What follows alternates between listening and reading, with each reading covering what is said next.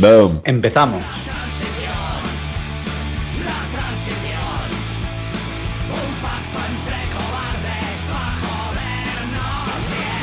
Hola, bienvenidos y bienvenidas al nuevo episodio del podcast La Mecha. Hoy queremos abordar un tema que nos parece bastante importante para entender de verdad el origen de la represión, que es el tema que siempre nos ocupa, de la falta de derechos y libertades y un poco en general del país en el que realmente vivimos, ¿no? Este año, como seguramente ya hayáis visto en periódicos, televisión y redes sociales y demás, se cumplen 50 años de la muerte de Franco y el gobierno del PSOE se ha lanzado a celebrarlo, ha lanzado una especie de campaña con un montón de actos a lo largo de todo el año que tiene el título de España 50 años en democracia y libertad o 50 años en libertad o algo por el estilo, lo cual a nosotros nos parece bastante hipócrita, falso y alejado de la realidad, ¿no? Nosotros creemos que todo ello se basa obviamente y sobre todo en un discurso, en un mensaje que glorifica la transición y que nos vende que aquí hubo pues un paso pacífico de aquella dictadura fascista a la supuesta democracia en la que nos dicen que vivimos hoy en día, pero creemos que no, creemos que es toda una farsa. Creemos que de hecho esa campaña que ha sacado el gobierno no es más que un nuevo intento por legitimarse, por lavarse la cara y por ocultar su verdadera esencia, y por eso nos parece muy importante responderla y contraargumentar y decir lo que fue de verdad, lo que pasó, lo que no, lo que pasa hoy en día, y etcétera. De hecho, qué mejor ejemplo, y estamos grabando esto, es 13 de febrero de 2025, posiblemente salga dentro de unos días. Hoy es el Día Internacional contra la Tortura y queríamos recordar que en esta supuesta democracia española se sigue torturando de manera sistemática, como así atestiguan un montón de organismos y estudios internacionales, incluso Amnistía Internacional o la Unión Europea. En las comisarías, cuarteles y cárceles españolas se tortura de manera sistemática e impune. Y también queríamos resaltar que dentro de poco, el 16 de febrero, Pablo Hasél cumple 4 años en la cárcel por cantar, que es una cosa que nos parece un claro ejemplo, pues eso, muy relevante y que ilumina muy bien que efectivamente no entendemos cómo se puede hablar de democracia en un país en el que un tío lleva 4 años preso por cantar cosas que no le gustan al régimen, ¿no?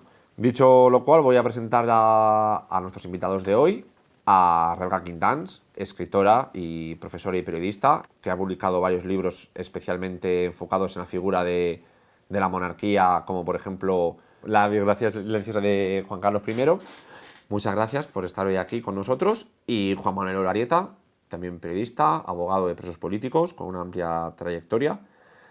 Y bueno, pues vamos a ir entrando en materia. Sí. Empezando fuerte, por así decirlo, la primera pregunta que nosotros teníamos preparada básicamente es que cómo fue realmente esa transición.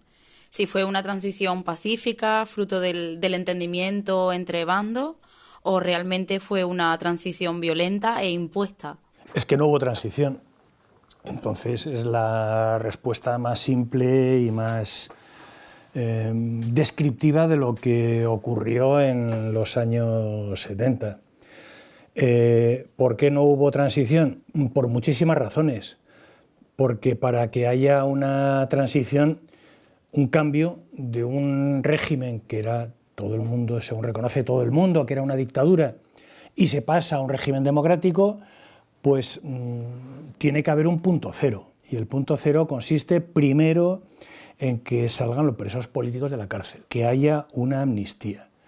Y una amnistía no porque te lo impongan, porque te obliguen, porque hay manifestaciones, protestas, huelgas y luchas todos los días para sacar a los presos políticos, sino porque como tú has cambiado, como tú eres un nuevo gobierno democrático, pues tienes que sacar a los demócratas que estaban en la cárcel y encarcelar a los dictadores que han estado dominando durante 40 años en el país.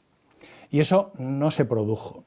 Hubo una serie de salidas de presos políticos, pero no fue porque el gobierno concediera una amnistía, sino porque las movilizaciones que hubo en la calle lo consiguieron. Y no fue una amnistía total. Entonces, la amnistía es el ejemplo, uno de los muchos ejemplos que se pueden poner de que no hubo una transición, no hubo un cambio de un régimen dictatorial a un régimen democrático. Y a partir de ahí todo lo demás pues es falso, es mentira. No hubo una legalización de los partidos políticos. Y si el régimen se sostuvo y mantuvo una apariencia de democracia y mantiene hasta hoy esa apariencia de democracia, pues es porque la represión que hubo en la calle pues fue brutal. Entonces, la pregunta es, ¿la policía en este país cuándo dejó de matar a la gente? ¿Los carceleros en las cárceles cuándo dejaron de matar a los presos? Pues en ningún momento. Es decir, desde la muerte de Franco hasta el año 85, es decir, en los 10 años inmediatamente posteriores a la muerte de Franco, hubo 600 personas asesinadas por disparos de la policía, o como se dice ahora, bajo custodia o en las prisiones. Entonces, decir que hubo una transición, decir que la transición fue modélica y que fue pacífica, eso es simplemente mentira. Es una leyenda que crearon los medios de comunicación en aquel momento en connivencia con los políticos de la época. Vale, pero, a ver, porque has dicho que no es que no estemos de acuerdo, pero has dicho que no se para la transición, por ejemplo, porque no se legalizaron los partidos políticos. O sea, cualquier persona que nos esté escuchando ahora te dirá, ¿cómo que no? Si se legalizaron a porrillo pues todos, o casi todos los habidos y por haber. Yo, de hecho, recuerdo una vez a una persona que era del PC, que claro, que decía que, además estábamos en las fiestas del PC, decía, hombre, es que el hecho de que nosotros estemos aquí legalmente constituidos y celebrando esta fiesta, para mí demuestra que nos dejen aquí como Partido Comunista estar a lo nuestro, demuestra que hubo transición y que hubo democracia. Y efectivamente, cualquier persona de la calle que nos esté escuchando dirá, ¿qué coño me están contando estos tíos si cada 4 años puedo ir a votar y hay una lista interminable de partidos políticos legales que encima parecen muy dispares y tienen nombres muy... Y colores muy distintos. Eso. Bueno, pues ese amigo tuyo del PC, pues no Bueno, sabe. he dicho conocido. Ese conocido tuyo no conoce su propia historia, porque eso no ocurrió así. Y te pongo un ejemplo. Si tú tienes un hijo y le tienes que inscribir en el registro civil, el registrador lo único que hace es decir, el padre es fulanito, la madre es menganita y el niño se llama así. Pero a ti no te dice, oiga, ¿seguro que usted es el padre? ¿Y seguro que esta señora es la madre? ¿Y cómo le pones a este niño este nombre? Pues eso fue lo que pasó con el PC. El gobierno no legalizó al PC. El PC no pasó por la ventanilla que se llamaba en aquella época. El PC fue a registrarse y no le registró. El gobierno no registró al PC. El gobierno pasó el expediente que presentó el PC para su legalización al Tribunal Supremo. Entonces, claro, si a ti te obligan a hacer las cosas, pues entonces eso no tiene ninguna gracia. No tiene ninguna gracia. Y para poder legalizar al PC, el PC tuvo que cambiar sus estatutos, que lo cambiaron en una noche, y eso está dicho por la propia gente que estuvo allí, redactando los estatutos de nuevo. Cambiaron los estatutos. Es como si a ti te dicen, bueno, pero no vamos a escribir a tu hijo con el nombre de Pepito, lo vamos a llamar Julianito. Chico, es que eso no funciona así. Y lo mismo pasa con una cooperativa y con una sociedad anónima y con un banco. Pero eso no pasó en la transición. Y lo mismo que ocurrió con el PC, ocurrió con otros partidos políticos, como por ejemplo Esquerra Republicana de Cataluña, que no lo legalizaron. No lo legalizaron. Y la consecuencia de eso es que Esquerra Republicana de Cataluña, que es un partido poco sospechoso de nada, no pudo estar en un congreso que lo reconvirtieron en constituyente. Lo legalizaron después. Pero claro, es que entonces no tiene gracia, porque cuando se legalizó no pudieron estar presentes en una asamblea que iba a elaborar una constitución. Claro. Y hubo de 300 partidos que pidieron la legalización, 300 partidos, más o menos, Sí. que pidieron la legalización antes de las elecciones del 15 de junio de 1977, hubo 100 que se quedaron en la calle. ¿Y por qué se quedaron en la calle? Pues porque eran de izquierdas, porque eran republicanos o porque eran independentistas. Eso era el veto. Entonces, eso no es democracia. es verdad y además, pues eso, que los partidos que se quisieron legalizar tuvieron que renunciar, pues lo mítico del PC, que tuvo que aceptar la bandera del aguilucho, aceptar la monarquía, la OTAN y todo. Pues claro, si te despojas de toda tu ideología y tus principios, pues ¿qué te queda? Hay una famosa escena de "Ay, cuéntame" muy buena al respecto. Pero claro, cualquiera te dirá, bueno, pero es que hoy en día el PC saca sus banderas republicanas y... Es decir, hoy en día sí que vemos a Esquerra siendo independentistas y a un montón de partidos políticos variados y demás. Y luego te queremos preguntar también por el hecho de cómo la transición, gracias a la transición, se aseguraron la previvencia de los diferentes poderes que ya venían del franquismo. Es decir, los jueces, los tribunales, la famosa reconversión del top en la Audiencia Nacional, los poderes económicos, mediáticos... Claro, aparte de eso, que eso lógicamente no lo hemos tocado. Pero primero, que hoy haya una serie de partidos que se puedan presentar a las elecciones, eso no significa nada. Porque el problema para que tú te puedas presentar a las elecciones es que tú tengas libertad. En este país, ¿todos los partidos tienen libertad? ¿Todos los partidos están legalizados? ¿Cuántos partidos no se han podido legalizar? Y no basta con que se legalicen ahora. Porque es que han pasado 50 años, es que se debieron legalizar en aquel momento, que para que un país se llame democrático tiene que haber un punto cero, un punto en el que se dice, vale, bien, venga, pues vamos a empezar de nuevas, que empieza con la amnistía, y se legalizan todos los partidos políticos. No vale que luego, no, es que usted ahora no puede participar, pero le vamos a dejar, dentro de 5 años sí que le vamos a dejar. Pero ¿quién es usted para decirme a mí si yo me puedo legalizar o no me puedo legalizar? Usted es el registrador es el miembro del registro personal y usted, si yo le llevo un niño recién nacido, usted lo tiene que registrar. Pues regístrelo y lo registra con el nombre que yo le digo y que yo le pongo. Y si legaliza una cooperativa, los estatutos los pongo yo, no los pone el registrador. Es que son cosas de cajón de madera. Y tú puedes decir, no, pero es que vamos a empezar el partido y jugamos 11 contra 11. Y no, pero es que ya vamos perdiendo 4-0. Es que vamos perdiendo 4-0. Y como eso, todo. Y hay una continuidad, no solamente en eso, que no hubo una ruptura, hubo una continuidad del aparato judicial, que ahora se está viendo claro, con esto que llaman el lawfare. ¿Qué pasa? Que ahora la gente se da cuenta de que es que los jueces son unos fascistas. Pues si los jueces son unos fascistas y los jueces han estado imponiendo condenas por ejemplo, a los raperos, como Pablo Hasél, pues entonces dos cosas. Primero, ese juez no puede estar ocupando su cargo y segundo, que el Pablo Hasél se vaya a la calle. A mí, de hecho, el caso de Pablo Hasél me parece como que ejemplifica muy bien esto, porque bueno, mucha gente es así más o menos del rollo, lo conoce, pero mucha gente no. Durante el franquismo existía un tribunal, el llamado Tribunal de Orden Público, que era el tribunal especial de la represión política.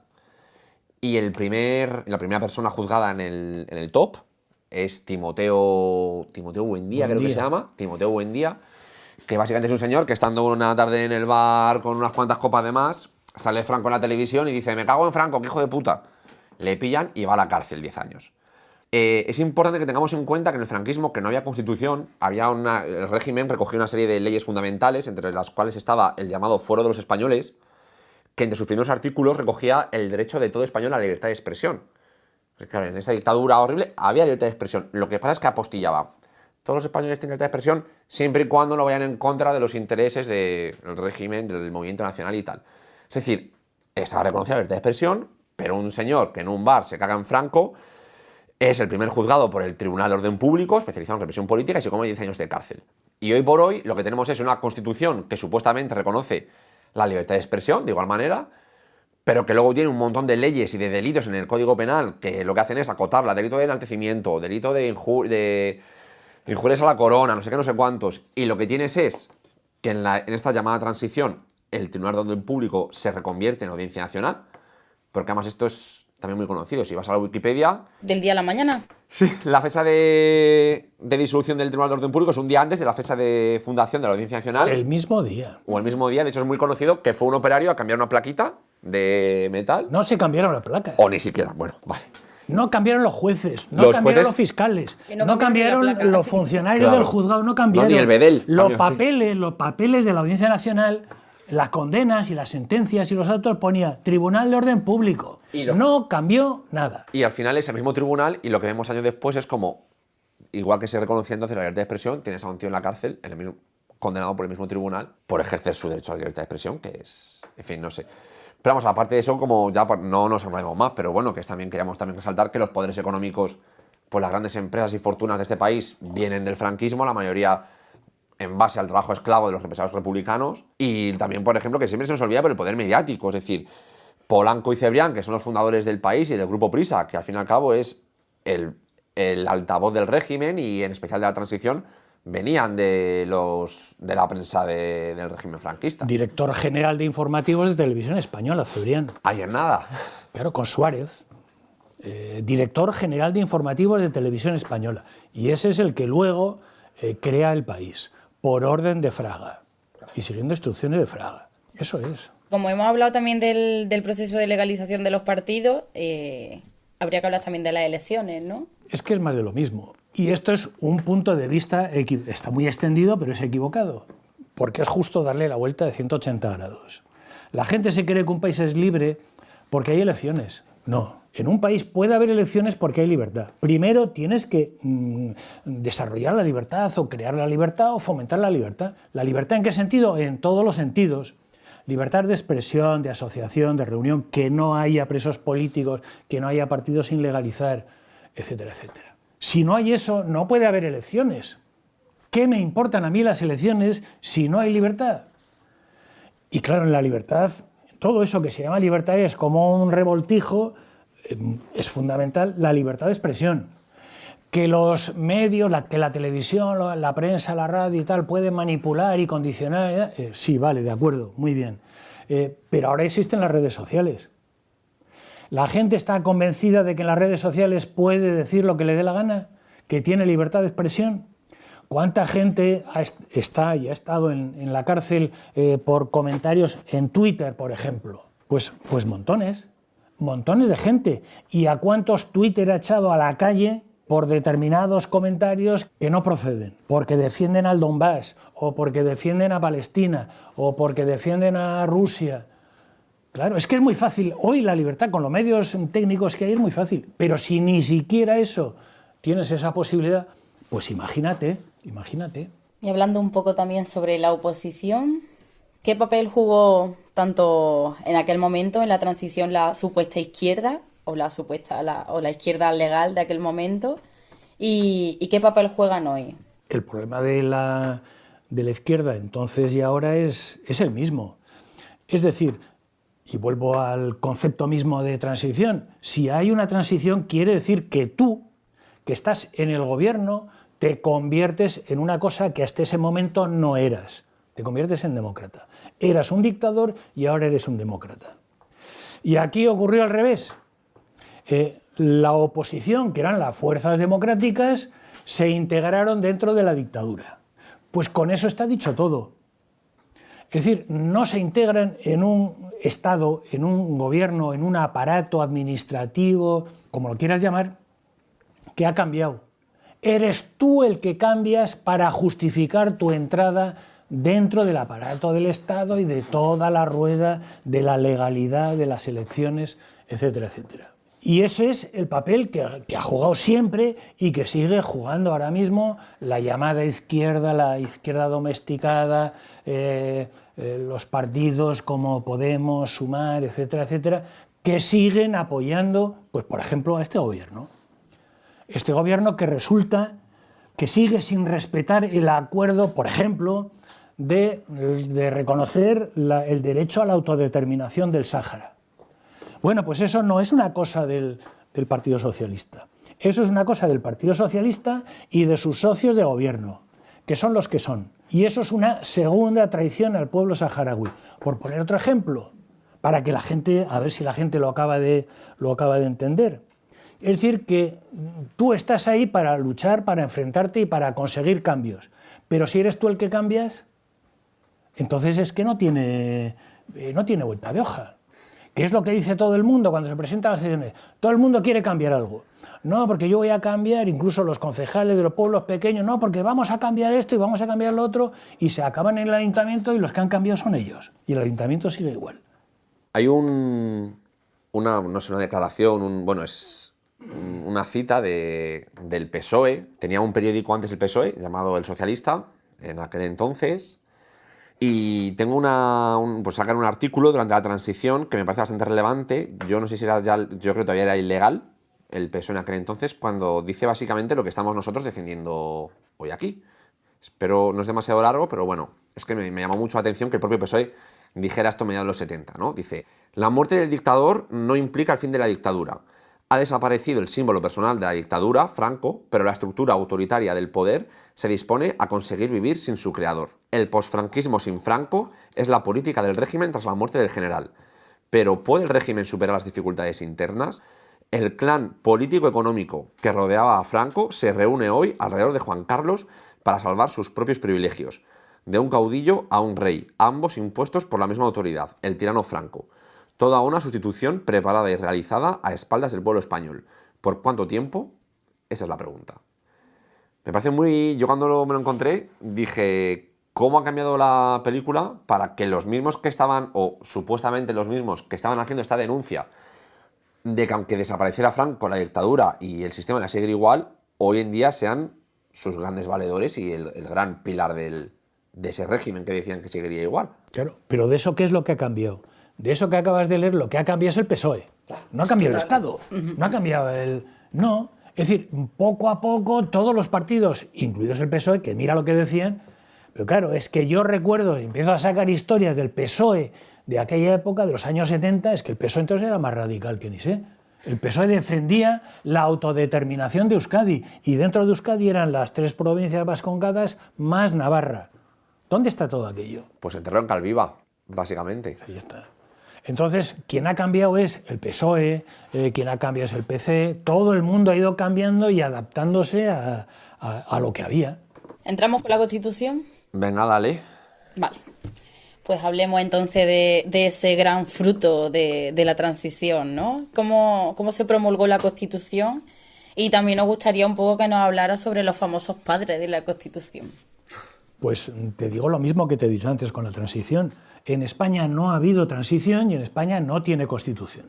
Desde el punto de vista jurídico, cualquier jurista que sepa un poco de derecho constitucional, que sepa lo que es una Constitución, te dice que España no tiene una Constitución. ¿Por qué no tiene una Constitución? Porque cuando se convocan elecciones generales en 1977, se convoca una asamblea legislativa. Y una asamblea legislativa no puede redactar una Constitución. Punto y final. Punto y final. Ahora que la gente que salió elegida para hacer leyes, en lugar de hacer leyes, te haga una Constitución y por tanto te pegue un cambiazo y por tanto te engañe y te traicione, si como la gente, los partidos y todo el mundo lo asume y lo da eso por bueno, pues bueno, llaman Constitución a cualquier cosa. Pero eso no es una Constitución. Y quien hizo la Constitución no fueron los padres estos de no sé qué, que se han sacado de la manga. La Constitución se hace fuera del Parlamento, fuera y las reuniones se hacían, por ejemplo, en un restaurante que había en la Plaza República Argentina que se llamaba Maite Comodore. Yo no sé si seguirá existiendo, ¿no? Ahí se reunían y quedaban a comer lentejas. Y esas comidas eran famosas.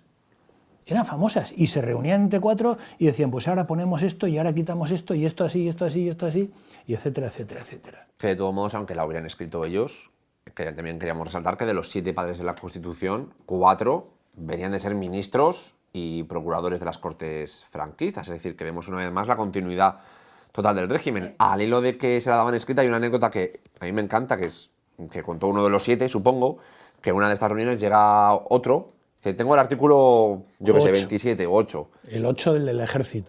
Y tiene que ir así. Y al parecer estaba mal escrito, en plan con erratas ortográficas. Y dijeron nosotros, pero es que esto no podemos escribirlo así, porque dijimos, no, tiene que ir así. Me lo han dado así, tiene que ir así, y no hay más. O sea, es que fue hasta chusco y burdo el tema. No, pero es que la cosa, eso que estás contando es mucho más largo.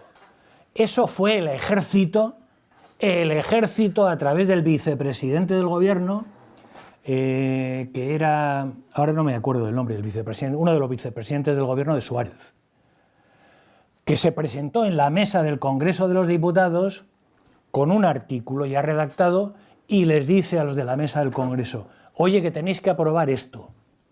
Vengo del Estado Mayor del Ejército y me han dicho que tenéis que aprobar esto. Y ese es el artículo 8 de la Constitución, y es una imposición del Ejército. Y ese artículo 8 de la Constitución es idéntico al artículo, creo que era el artículo, es que estoy citando de memoria, creo que es igual al artículo 30 de la Ley Orgánica del Estado. Es decir, que es un artículo de una Constitución fascista que pasa a formar parte de una Constitución llamada democrática. Esa es la historia completa del tema. Entonces, realmente, respecto a todo lo que estamos hablando, lo que nos viene a decir es que no hubo ningún tipo de ruptura con el fascismo, ni simbólicamente, ni de ninguna forma. Sí, pero si es como si tú pintas la casa, es decir, quitas los muebles y dices, voy a hacer una reforma total. Y en vez de tener una tele así, tienes una tele asao, y en vez de tener un armario aquí lo quitas, y cambias el baño de sitio, y cambias los grifos, y no sé qué, las camas y todo, y tal. Pero el piso es el mismo, el piso es el mismo. Tú ya puedes cambiar lo que quieras, que el piso es el mismo. Eso es el cambio. ¿Que han sido cambios cosméticos? Pues sí, ha habido muchos cambios cosméticos, porque se trataba de eso. A mí, de hecho, una de las cosas más que últimamente más me están sorprendiendo es que el régimen siempre ha tenido mucho cuidado de no condenar, lo que decía la compañera, ni siquiera simbólicamente al franquismo, ni reparar a las víctimas, porque al fin y al cabo son sus herederos, ¿no? Y sin embargo, hace apenas una semana hemos visto cómo por primera vez el rey, Felipe VI, del que lo hablaremos más en profundidad, se ha prestado a ir a un homenaje a una víctima del franquismo. Fue en Alicante cuando los restos de un famoso humanista llamado Rafael Altamira, represado por el franquismo, fueron enterrados en su lugar de origen. Y por primera vez vimos al rey en un acto de homenaje a un represado del franquismo. En plan, ¿qué lectura después de tantas décadas durante las cuales el régimen, los partidos, la monarquía se han negado a reconocer de ninguna manera a las víctimas del franquismo, que de repente se ha dado este gesto? ¿Cómo lo ves? 50 años después. 50 años después. Es que todo eso no es necesario. Todo eso deberían hacerlo desde hace 50 años como rutina, porque los rusos todos los años celebran la victoria en la Segunda Guerra Mundial. Aquí, ¿cuándo se celebró la victoria sobre el fascismo? ¿Y por qué no se celebra? Porque no ha habido ninguna victoria sobre el fascismo. Y como no ha habido ninguna victoria sobre el fascismo, quien está ganando todas las batallas es el fascismo. Que de hecho no hay que irse a Rusia, lo hacen en Italia, en Francia y en Portugal. Sí, en Portugal. En todas partes, claro. Y con la ley de la memoria histórica igual. ¿Por qué es necesaria una ley de la memoria histórica 40 años después? Que encima no la quieren aplicar. Y no le quieren cambiar el nombre de la calle, que la gente tiene que ir con un pico y una pala a tirar los nombres de las calles abajo. Y lo mismo ocurre con el pueblo de Extremadura que se llama... Sí, no sé qué, del caudillo. Del caudillo, Guadiana del Caudillo. Guadiana del Caudillo. Bueno, y coge el alcalde, hizo un referéndum para ver si la gente quería mantener el nombre del pueblo o no. Que no hay nada que mantener, que usted quita el nombre del caudillo de ahí. Y punto y final. Y punto y final. Y hay un monumento y toda la noche la policía municipal tiene que estar a la entrada del pueblo en el monumento, que es un monumento fascista, para que la gente no lo tire abajo. Eso es absolutamente inaceptable en un país democrático.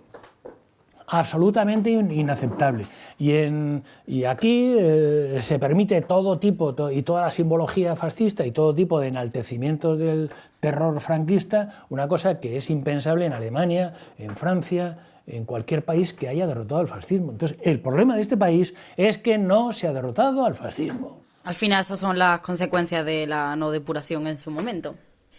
Volviendo con la Constitución, cierto es que, bueno, que se dice, ¿no?, que es papel mojado, que no garantiza realmente ningún derecho, pero además de ello, ¿de qué forma refuerza también la represión y la opresión nuestra Constitución?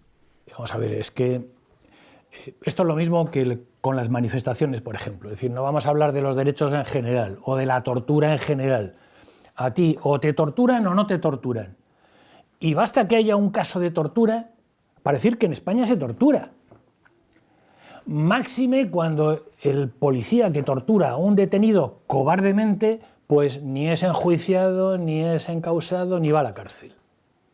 O sea que el problema no es solamente la tortura, sino la impunidad de la tortura.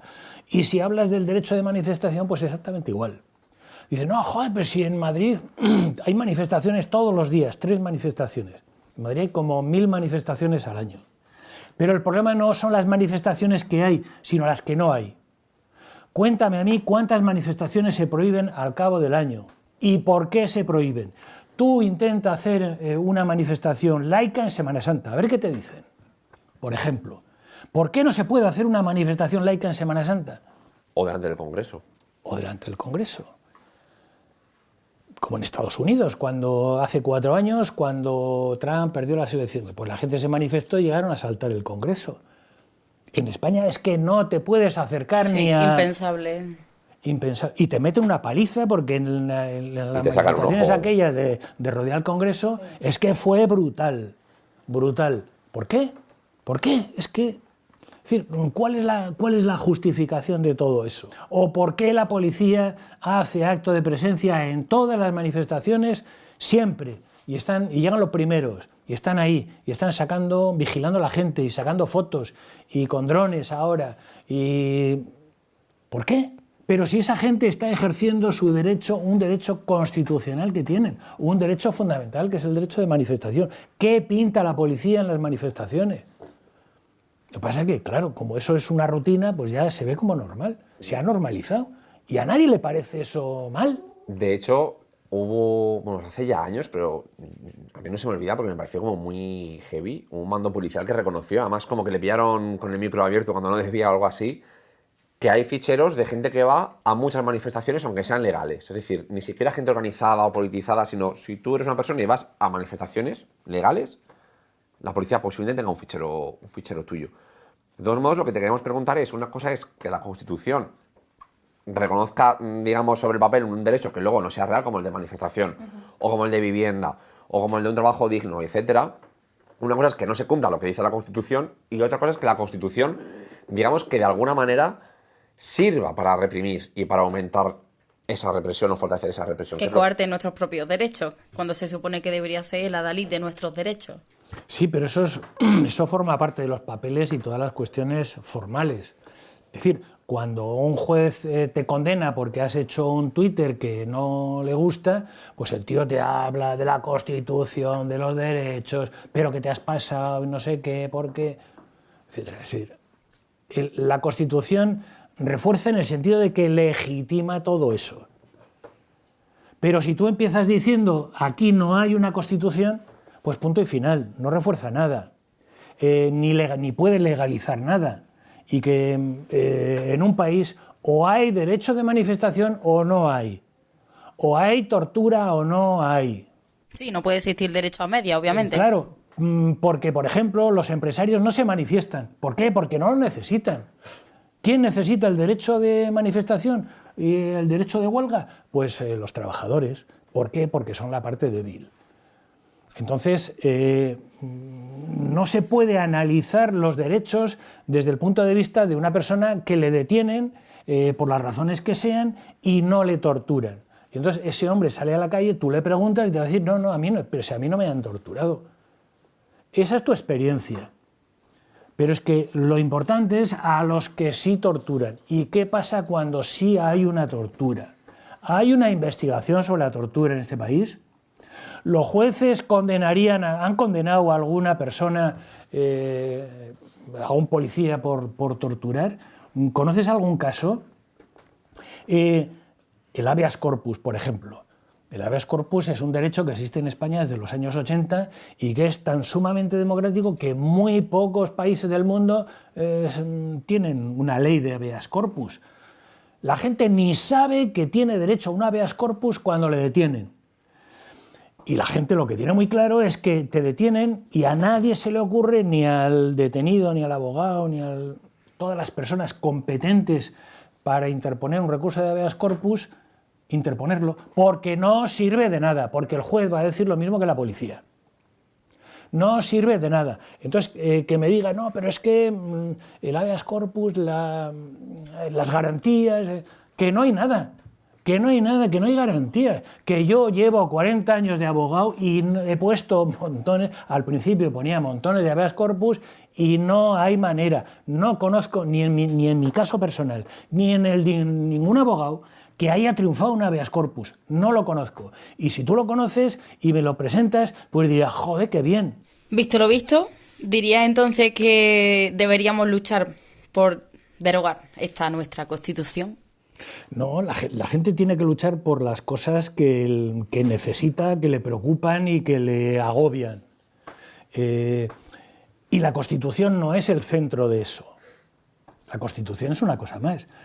Si tú consigues, digamos, como se consiguió en la transición, hacer retroceder al gobierno y conseguir determinadas cosas, pues puedes proponerte imponer determinadas reformas.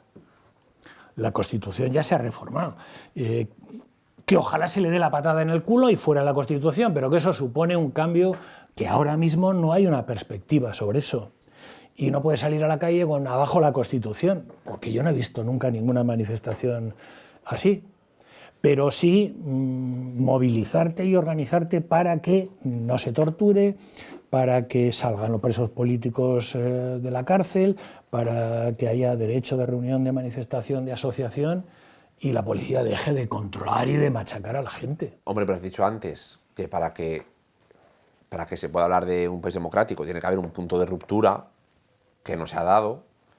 Entonces, ese cambio de ruptura, o sea, ese punto de ruptura para que podamos estar en un país más o menos democrático, todavía está por alcanzar, todavía tenemos que luchar por ello. Y pasa por derogar el régimen y la Constitución y todo. Eso sí.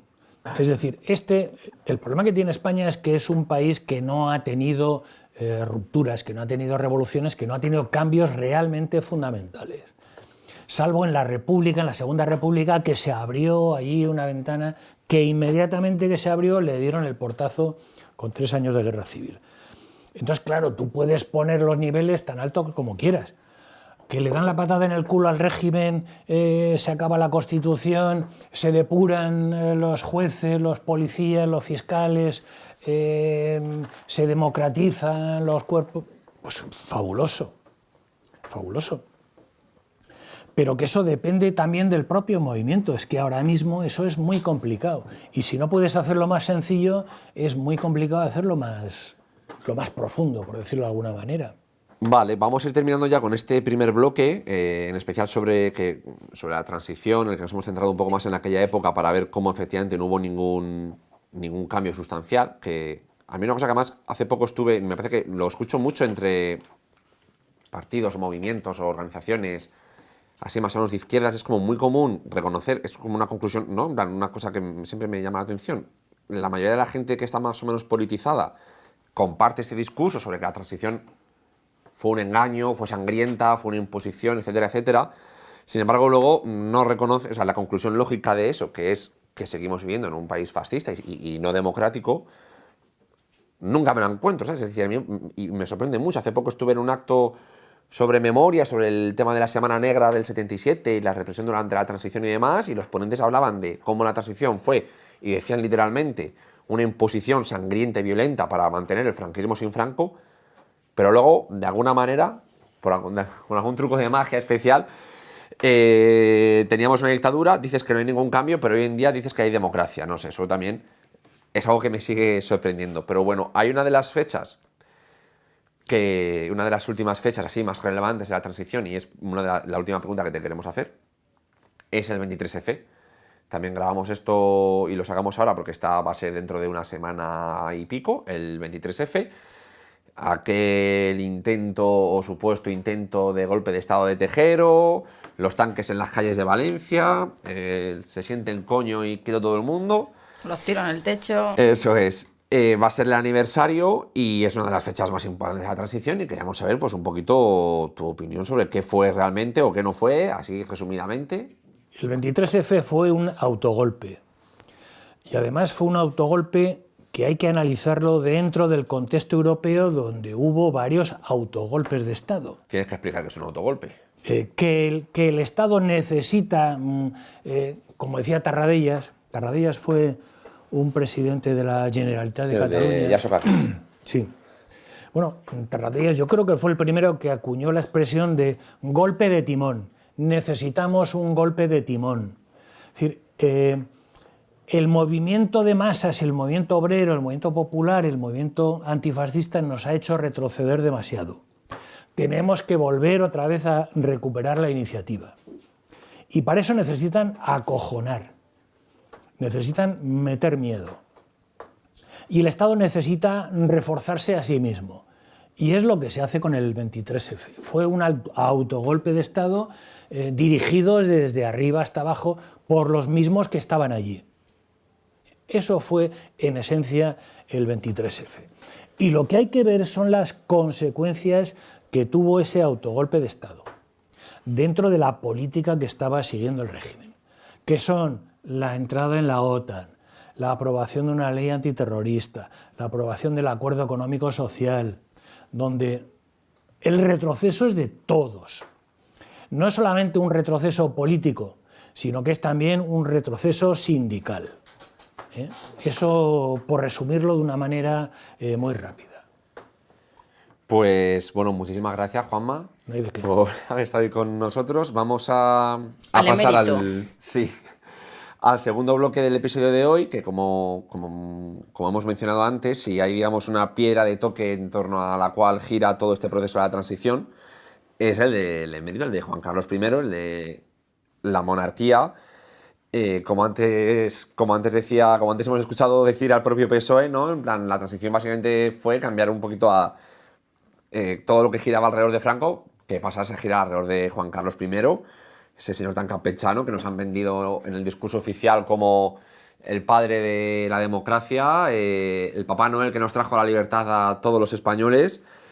Y bueno, queríamos también un poco desmontar su figura, ¿no? Además, vamos a ver tanto la suya como la de la corona en general. Y en especial para eso, para hablar de ello, hemos traído a Rebeca. Otra vez, muchas gracias por estar con nosotros hoy. Hola. Y bueno, pues eso, queríamos un poquito desmontar el mensaje oficial que nos han dado siempre sobre el rey, sobre la monarquía y sobre su papel en todo esto, ¿no? Hace poco, recuerdo, nos decía en otra entrevista el exteniente Segura una cosa que era, claro, al hilo de cómo la monarquía y el rey fue impuesto por Franco y cómo no hubo ninguna ruptura. Recuerdo que él decía, es que si queremos hablar de ruptura, si queremos realmente romper con el franquismo, lo primero que tienes que hacer es ilegalizar la monarquía. O sea, aunque quieras mañana la vuelves a legalizar, aunque sea mañana, si quieres mañana vuelves a poner rey, pero hoy lo tienes que quitar, porque al fin y al cabo es impuesto a dedo por Franco. Entonces, bueno, pues para explicar un poquito mejor todo esto y verlo más en profundidad, pues vamos a hablar de ello. A continuación, ¿cuál fue el papel de Juan Carlos I en la transición? Te acotamos los tiempos, si quieres, básicamente desde los últimos años de Franco hasta el 23F. Sí, el papel de Juan Carlos fue suceder a Franco. Si hay que definirlo en un titular, es el sucesor de Franco. Y el papel que jugó en la transición fue seguir el plan que ya los franquistas habían empezado a trabajar, con una serie de partidos a los que se les iba a dejar entrar en el tablón de juego con unas reglas muy limitadas, como el PSOE y el PC después. Todo eso ya estaba planificado por los propios franquistas, y Juan Carlos ya estaba organizado que iba a ser el sucesor y siguió todos los planes, se hizo que fueran para bien, que triunfaran, que volvieran a triunfar los franquistas. Ganaron la guerra civil y gracias a Juan Carlos en gran medida ganaron también la transición. Había ya planes como la Ley Orgánica de Sucesión y operaciones muy planificadas como la Operación Lucero, que ya estaba muy organizado, qué iban a hacer a la muerte de Franco. Y se instauró la monarquía, se coronó a Juan Carlos a los 2 días de la muerte de Franco, y no desde luego con un carácter transitorio, sino como algo definitivo, sin sin más consultas de ningún tipo. O sea que el papel de Juan Carlos ya empezó antes de la muerte de Franco. Se comprometió a seguir esos planes, a hacer de sucesor de Franco. Y por cierto, ya estaba en esos planes Felipe. Hasta que Juan Carlos tuvo un hijo varón legítimo, no se le nombró sucesor de Franco. Así que Felipe ya estaba en esos planes, ya se contaba con él para todo, ¿no? Y a la muerte de Franco, aparte de seguir los planes lo más rápido posible para la coronación, por ejemplo, pues había distintos recorridos, todos reformistas muy limitados, pero distintas familias dentro del franquismo. Los tecnócratas del Opus Dei, que estaban capitaneados por Carrero Blanco, y como Carrero Blanco ya no estaba, pues en un principio tuvieron más influencia los más inmovilistas, lo que se llamaba el búnker de Arias Navarro, y ahí hubo que tomar decisiones que las tomó Juan Carlos por su cuenta, siguiendo las indicaciones de Estados Unidos. Ya antes de la muerte de Franco, Juan Carlos actuaba prácticamente como un espía para Estados Unidos. Les contaba todo lo que estaba pasando, les informaba como un espía y además un agente con capacidad de actuación, como en el tema del Sáhara, ya antes de la muerte de Franco, siguiendo indicaciones de Estados Unidos. La transición se fue desarrollando, como todos sabemos, y Juan Carlos siguió ahí amparando el camino de transición falsa que se estaba presentando, y fue cómplice de todos los crímenes de Estado, por ejemplo, que vinieron después. Conocedor y cómplice. Así que tuvo un papel muy importante, y las decisiones importantes todas dependían de él en última instancia. Es importante resaltar eso porque, claro, cuando salen a lo mejor en los típicos cortes o vídeos del rey jurando estas leyes fundamentales del movimiento que mencionábamos antes y demás, hay mucha gente que dice, bueno, es que estaba obligado y tal, pero no, es como poner negro sobre blanco que su papel realmente fue muy activo y fue fundamental. Y de hecho, si no, también ligado a esto, una de las claras muestras de lo importante que era para el mantenimiento del régimen la pervivencia de la monarquía es el tema que no se preguntó. Hay también un corte muy famoso de Adolfo Suárez, que es un vídeo que se hizo público, porque en 2015-2016, aunque se había grabado en los 90, en los cuales Adolfo Suárez, tapándose el micro, le reconoce a una periodista, le preguntan, ¿por qué no hicisteis un referéndum sobre la República en la transición? Y dice, porque lo perdíamos. Teníamos encuesta, iba a ser República, así que la colamos y ya está. Es simplemente que cuando la mayor parte de los jefes de gobierno extranjeros me pedían un referéndum monarquía república. Claro, eso era peligrosísimo en ese momento. De encuestas y podían.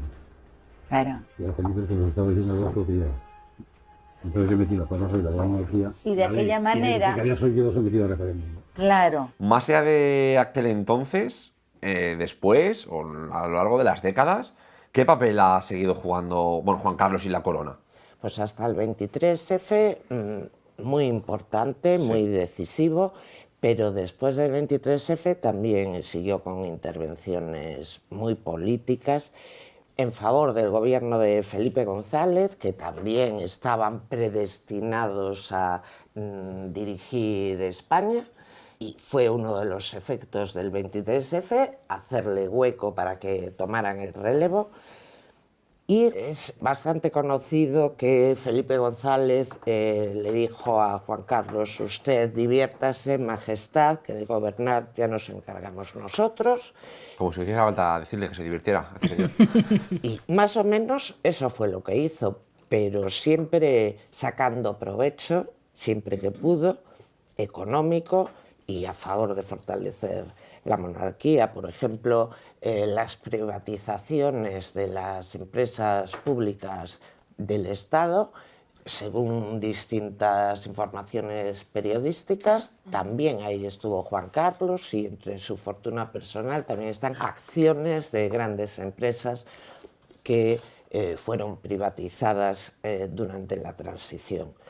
En la Guerra del Golfo, la participación de España, pues también apoyada por Juan Carlos y aparte cobrado, que luego se juzgó en el caso Kío, que no se pudo sentar a Juan Carlos en el banquillo, pero sí se condenó a su mano derecha. Así que sí que estaba muy implicado. Utilizó todo el aparato del Estado, aparte del provecho económico, para ocultar todos los escándalos que iban surgiendo, que eran muchos, de las amantes, hijos ilegítimos y todos los casos de corrupción. Y para taparlos utilizó al Servicio de Inteligencia del Estado, constantemente estaba a su servicio el CSIC, que se llamaba entonces el CNI hoy, ¿no?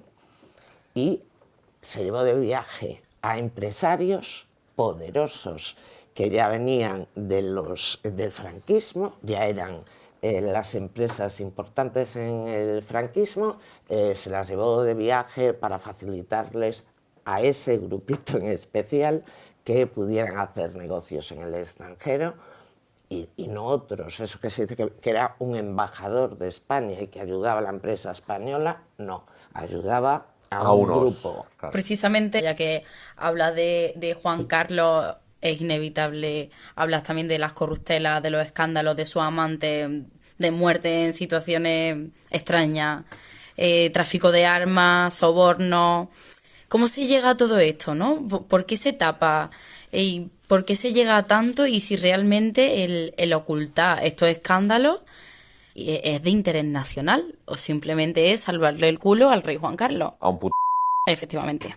Era de interés nacional durante toda la transición para el continuismo, para que continuaran los fascistas.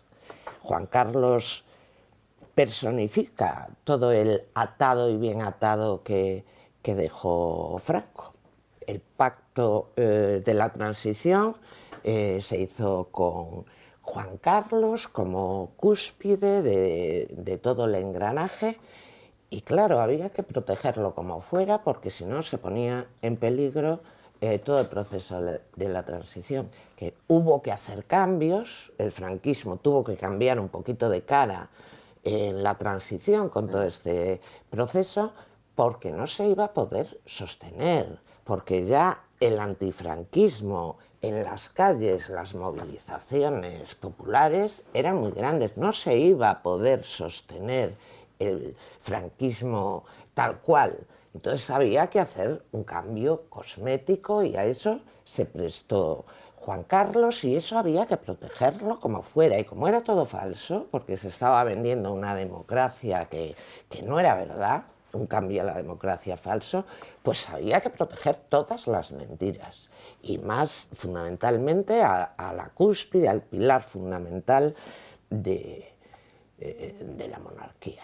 Eso había que protegerlo como fuera. Esto, de hecho, es que lo habíamos visto un poquito por encima cuando hicimos el que aprovecho para hacer publicidad. Pues alguien todavía no ha escuchado el episodio sobre las cloacas de hace unos meses, pues que se lo escuche. Vimos cómo, cuando hablamos de cloacas del Estado, es fundamental hablar precisamente de eso, de cómo servicios secretos, CNI, la inteligencia, fondos reservados y todo un montón de recursos de todo tipo han sido destinados, pues eso, a reprimir, a tapar y a ocultar y a salvaguardar, pues, un poco estos casos de, pues básicamente los devaneos de este señor, sus salidas nocturnas, sus amantes, sus corruptelas y demás, lo cual, justo lo que decía el compañero, ¿no? Te lo venden como una cuestión de, lo tiene que hacer el CNI porque es de seguridad nacional, pero no, mira, lo que estás haciendo es aquí. Entonces queremos preguntarte también para que se sepa, para un poquito que la gente entienda la gravedad de este asunto, por algún que otro caso de estos, como el de, como que Heavy Blind, lo de que tiran una pava por la ventana o por la borda. Sí. O... Por la borda, sí, eso fue bastante anecdótico, ¿eh? A otra, en el año 77, se sospecha que la tiraron por el balcón de su casa de cabeza y se murió. Estando embarazada y siendo menor de edad. Sí. Sí, sí. Ahora está empezando a salir un poquito. Sí, con todo el tema de Bárbara Rey también Sí, sí. se ha movido ahí un poco la cosa. Los medios de comunicación se abrieron un poquito, pero no se puede juzgar, que es lo importante. Y ahora continúan igual con Felipe, ¿eh? Con Felipe Sí, justo no. eso te queríamos preguntar también, si era una cuestión solo de la figura de Juan Carlos o toda toda la institución de la monarquía y Felipe VI también, obviamente. Obviamente. Y de Felipe parece, según los medios de comunicación oficiales, que no hay nada que contar. Sí. Y pues yo no me lo creo para nada. Para nada. Sabiendo el ejemplo de Juan Carlos y sabiendo que no se ha cambiado absolutamente nada en el contexto para que no vuelva a pasar. Siguen estando presionados, sobre todo la televisión, que le tiene mucho miedo a la televisión. En televisión no se puede hablar de Felipe, aunque ya se hable de Juan Carlos, de todo, hasta de la muerte de Sandra Mozarovsky, ¿no? Pero de Felipe está prohibidísimo hablar de una manera crítica, porque tiene una situación muy poco sólida. Es un recambio de Juan Carlos, pero está con muy poca estabilidad, aunque nos quieran vender que la monarquía está recuperando mucha popularidad, pues es lo mismo que... Miran cuando fueron a lo de la Dana, como les Ajá. llovió de barro y... Sí, yo lo vi en directo y me pareció alucinante que eso además estuviera saliendo en En televisión, la televisión. pero rápidamente la Casa Real hizo un vídeo con la parte bonita de los abracitos que estuvo dándole a unos cuantos que estaban por allí preparados para eso. Sí. Y la prensa extranjera también se llevó las manos a la cabeza con que después de ver esas imágenes donde le estaban tirando barro, saliera a la Casa Real celebrando la visita a Paiporta, me parece que había Sí. sido, dando abrazos. Dice, pero esto qué hipocresía, ¿cómo son capaces de mentir de una manera tan descarada? Sí, al final supieron cómo darle la vuelta a la imagen y convertirlo en unos reyes totalmente humanos, cercanos, llenos de barro, como la plebe, ¿no? Son muy buenos en esas operaciones. El CNI, el 23F también le dieron la vuelta de una manera que al final era el salvador de la democracia cuando él había organizado un golpe de Estado. Hacen una propaganda muy buena, pero los que están cerca de la monarquía saben que no está muy estable. Se sigue sin preguntar y en encuestas de opinión qué opina la gente sobre la monarquía, porque no les debe de gustar lo que sale y entonces, aunque pregunten, no te cuentan los resultados. A lo mejor está pasando lo mismo que decía Suárez, que hacen sondeos y que hay mucha gente que se inclina más por la República, desde luego no lo ven muy sólido. Y los más cercanos a la monarquía, que están trabajando para fortalecer la institución, yo creo que lo tienen muy difícil. Tienen que censurar todo lo que se pueda decir de Felipe y hablan incluso de republicanizar la Ay, monarquía. sí, me encanta. ¿En serio? Sí, sí, No lo claro, había obvio, escuchado. a ver. La Reina serio. Roja. Es que... No lo había escuchado nada, cojones. Bueno, la Que no estaría mal, que le quitaran la inviolabilidad, por ejemplo, para hacer un poquito más democrática la monarquía, con lo ¿no? que están dando la mantraca últimamente de mazos con la niña de las narices. Sí. Sí, la verdad. Ahora tenemos a Leonor hasta en la sopa. Y... en fin, Y como- lo que nos queda. Sí, sí. Bueno, y a la hermana del Froilán esta... ¿Es la hermana del Froilán? Sí, Que le han sacado la de... Victoria Federica. Eso, de imagen de San Isidro o no sé Lo qué. mismo que hicieron con el príncipe cuando estaba Franco y lo mismo que hicieron con Juan Carlos, con Felipe cuando estaba Juan Carlos. Preparar con tiempo. Yo cuando empecé a estudiar la figura de Juan Carlos en los años 90, tenía una imagen intachable. Y había muchos republicanos que decían, es que es una putada tener a este rey porque es muy bueno y así la república no se va a poder conseguir nunca. Y con Felipe pasa lo mismo. Qué casualidad, qué bueno es. Yo creo que no les va a resultar bien la campaña. de ninguna manera. Y Felipe no se lanza a eso de republicanizar, no se lo ha tomado en serio. No le veo metiendo su cabeza debajo de la horca, guillotina, literalmente. O sea. Más bien se inclina por la otra línea de defensa de la monarquía, más de derechas, que quieren que Felipe actúe más para defender los principios del régimen. Por ejemplo, que no, las intervenciones que tuvo en el procés catalán, con su famoso discursito, o por ejemplo con la ley de amnistía, le estuvieron reclamando que no la firmara, que podría hacerlo legalmente, no firmar la ley, y la ley no podría ser aprobada. Pero él ahí Felipe tampoco siguió esa línea. En realidad no está siguiendo ninguna, lo único que hace es intentar pasar desapercibido. Siguiendo al hilo con la funcionalidad de la figura de Felipe, bueno, que al final es la figura que representa la monarquía, ¿es algo meramente accesorio, representativo, simbólico, ¿no? Como se dice, el rey reina pero no gobierna, ¿o tiene realmente mucha más relevancia? Tiene mucha más relevancia. El otro día contaba Pablo Iglesias que cuando era vicepresidente y en algunos viajes con Felipe, que Felipe se ponía a hablar con los jefes de Estado del país que estuvieran visitando de política y no los dejaba hablar a ellos, cosa que no puede hacer supuestamente porque tiene un papel solo representativo, ¿no? Entonces tiene un papel político importante, desconocido en los detalles todavía hasta que empiecen a salir. Y se mantiene eso, lo más callado posible, pasando desapercibido. Yo digo que es un rey en el armario y ya saldrá o ya lo sacarán, porque por el momento la línea que está siguiendo es: yo no me mojo, no me comprometo por aquí, ni hacia democratizar la monarquía, ni a utilizarla, por ejemplo, negándose a firmar una ley, ¿no? Quiere pasar desapercibido, le está funcionando. Aparte también es importante resaltar ese papel político que lleve más o menos oculto, ¿no? Que no deja de ser el jefe de los ejércitos. Efectivamente. Sí, sí. Que al final es un indicador más de la falta de democracia. Es decir, tú votas supuestamente para tener un presidente del gobierno, un ministro de defensa que se supone que va a dirigir, pero no, al ejército le dirige en última instancia.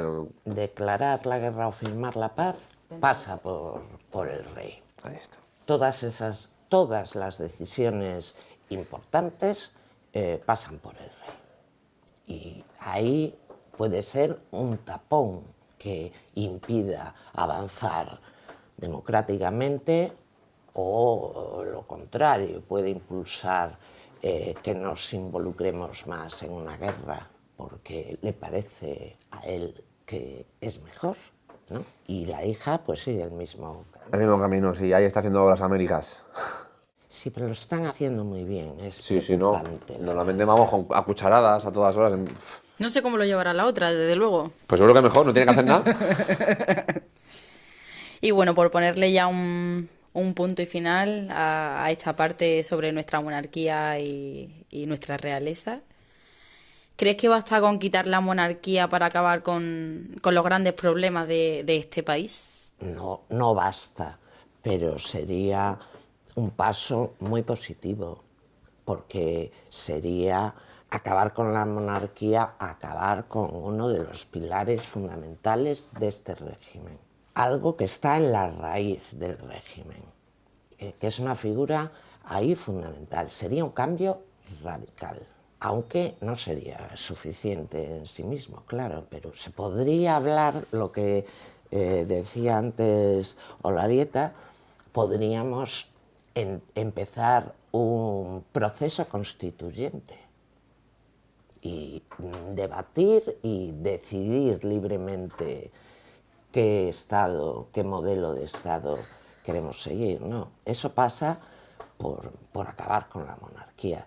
Aunque no lo solucione todo, aunque la República pudiera adoptar luego muchas formas y no todas buenas, sería un paso, yo creo que importante, bueno. Imprescindible. Pues muchísimas gracias, Rebeca, otra vez, y también a Juanma por habernos acompañado hoy. Y vamos a ir cerrando este episodio un poco doble, más o menos episodio doble, sobre la transición y la monarquía, en la cual pues hemos querido dejar claro cómo pues no se trata de que llevemos 50 años en libertad y democracia, sino más bien que seguimos, después de 86 años, viviendo bajo el yugo de una dictadura fascista, por más que se quieran maquillar y poner caretas, ¿no? Básicamente creo que ha quedado claro que la transición fue una imposición sangrienta hecha para, ¿no? Como es aquella frase famosa, hay que cambiar algo para que todo siga como está. Efectivamente. Entonces, pues, ante el empuje que había en las calles, el régimen necesitaba renovarse de alguna manera, aunque solo fuera cosméticamente, y es de lo que se trató. Y cómo se impuso sangre y fuego, y en base a la represión, el encarcelamiento y la eliminación de militantes, partidos y organizaciones que se opusieron a ello y lo denunciaron. Y hemos también dejado patente cómo la piedra de toque de todo aquello, que fue la monarquía y el rey, pues no dejan de ser también fruto de esa misma dictadura. Y por lo tanto, pues antes no sé si estamos hablando de falta de libertad, he llamado antes puto al rey, me he dado cuenta. Solo ponemos un pitidito, que quede bien. Como todo orbita en torno a unas figuras pues, que están rodeadas de corrupción, de escándalos, de represión, de militarismo y por supuesto, pues esa lección de que para seguir luchando por nuestros derechos sigue siendo necesario luchar por una ruptura democrática que pasa por acabar con la monarquía y con el régimen que sustenta. Y yo creo que vamos a ir acabando ya. Cerramos recordando el 24 de mayo, fecha importante, las jornadas por la amnistía. Ya iremos avanzando más adelante fecha, horas y demás avances, sitio también. Y bueno, que nos sigáis en nuestras redes, Twitter, Instagram y escuchéis nuestro podcast. Nos vemos en las calles y en las asambleas y hasta el siguiente. Hasta el siguiente.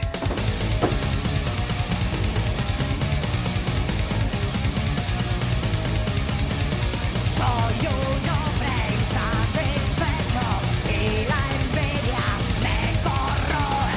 Sin reyes pagos y todos somos igual, y si todos somos libres para elegir ocupación. Quiero vivir sin currar y que lo pague el país. Y quiero veranear en el Palacio Real. Seguir así no es para mí. Condenar la corrupción sin pagar contribución.